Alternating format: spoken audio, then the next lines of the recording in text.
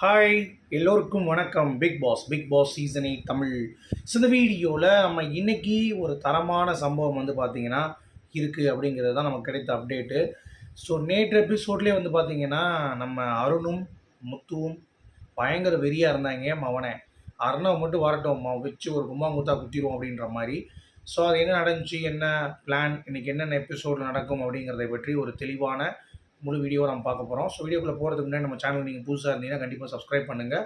Video மறக்காமல் ஒரு like பண்ணிக்கோங்க. இப்போ நம்ம வீடியோக்குள்ளே போகலாம்.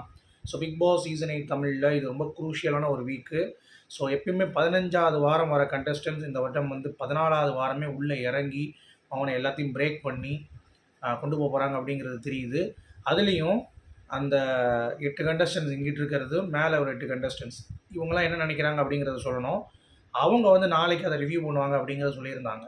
அப்போ அருண் வந்து பார்த்தீங்கன்னா அருணன் மேலே செம்ம காண்டில் இருந்தார். அவனே என்னடா ஜால்ரான்ற, நீ யார்ரா கோமாளி, நீ என்ன அப்படி பேசிட்டு போயிட்ட, உன்னை விடுவே நினச்சியா அப்படின்னு சொல்லி தீபக் வந்து சொல்கிறாரு. என்னடா இப்படி கோபமாக இருக்குன்னு. ஆமாண்ணே ரொம்ப ஓவராக பேசியிருக்கானே அப்படின்றாரு. உடனே தீபக் வந்து ஆமாண்டா கரெக்டு தான், எனக்கும் தெரியும் அப்படின்னு. இல்லை பர்சனலாக வருவான் கண்டிப்பாக, பர்சனலாக வந்து அவங்ககிட்ட பர்சனல் இருக்குது அப்படின்றாரு.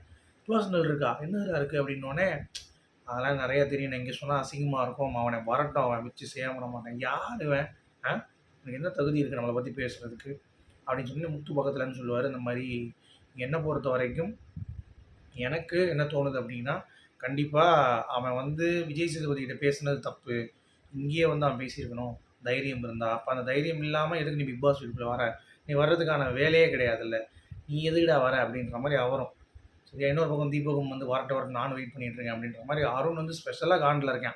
முத்து அண்ட் தீபகை தாண்டி அருண் வந்து பார்த்தீங்கன்னா மவனை உன்னை கெடா வெட்டி பொங்கல் வைக்க விட மாட்டேன் அப்படின்ற மாதிரி இருக்கேன்.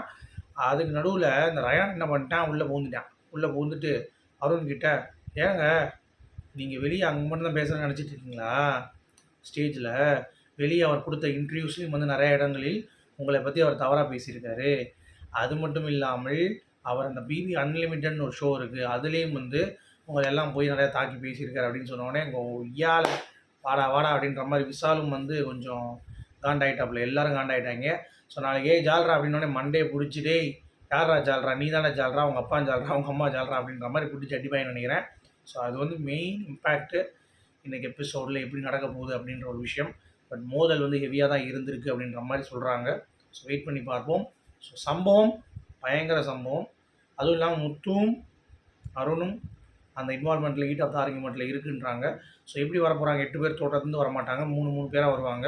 ஸோ முதல் ரவுண்ட்லேயே இந்த டபுக்கு டப்பா வந்து இனிமேல் அருண் கிடையாது, இனிமேல் வந்து பார்த்திங்கன்னா அர்ணவ் தான். டபுக்கு டப்பா அர்ணவ் வந்து உள்ளே வந்து என்ன பண்ண போகிறார் அப்படின்ற அந்த ஒரு பேட்டர்னில் இந்த கேம் எப்படி நகர போகுது அப்படிங்கிறதையும் நம்ம பார்ப்போம். சரியா, இது ஒன்று. அடுத்து ரயான் என்ன பண்ணியிருக்கான், தீபக்கை வந்து ஏதோ ஒன்று பேசியிருக்கான். தீபக் வந்து அதை வந்து அவன்கிட்ட எச்சரிச்சிருக்காரு, இந்த மாதிரி பேசாத அப்படின்ட்டு. சரி, அதை என்ன நமக்கு காட்டல. பட் ரயான் வந்து அதை ஜாக்லின்ட்ட சொல்லிகிட்டு இருந்த பொழுது ஜாக்லின் வந்து என்ன பேச தொலைஞ்சிருந்தாரு. இல்லை நான் உன்னை கேட்டேன், அது வந்து அவர் ரொம்ப டென்ஷன் ஆகிட்டு, நீ இங்கே கேட்டதோடு அவன் விட்டேன், வேறு எவனாவது என்னை கேட்டிருந்தான்னா அவனை வேறு மாதிரி சீன் ஆகிருக்கும் அப்படின்ற மாதிரி சொன்னார். என்னையா சொல்கிற அப்படின்னு கேட்டேன்னா அது சொல்லலை, கட் பண்ணிட்டாங்க எடிட்டிங்கில். ஸோ லைவில் அது நடந்துச்சு. ஸோ என்ன அப்படிங்கிறது தெரியல. ரயானை காப்பாற்றுறதுக்கு என்ன வேணாலும் பண்ணுவீங்கடா, ஏன்டா டிக்கெட்டு ஃபினாலேவே அவன் வின் பண்ணல, சீட் பண்ணான் அப்படின்னு சொன்னோம். அதையே வந்து போட்டு காட்டல. இதெல்லாம் என்ன சப்ப மேட்ரு. ஆனால் நல்லா காப்பாற்றுறீங்கடா. ஆனால் ஃபைனலில் வந்து பார்த்தீங்கன்னா முத்து கூட ராயனுக்கு ஓட்டு இருக்குது, ஏஆர்எம் கான்செப்டை தூக்கிட்டு வந்தீங்கன்னு வைங்களேன், அதுவே வந்து பார்த்தீங்கன்னா அபாயகரமாக ஆயிரும். சரி, ஓகே. கண்டஸ்டன்ஸ் எல்லாம் என்ன பண்ண போகிறாங்க, ஒவ்வொருத்தவங்களும் ஒரு பேட்டர்னில் விளையாட போகிறாங்க.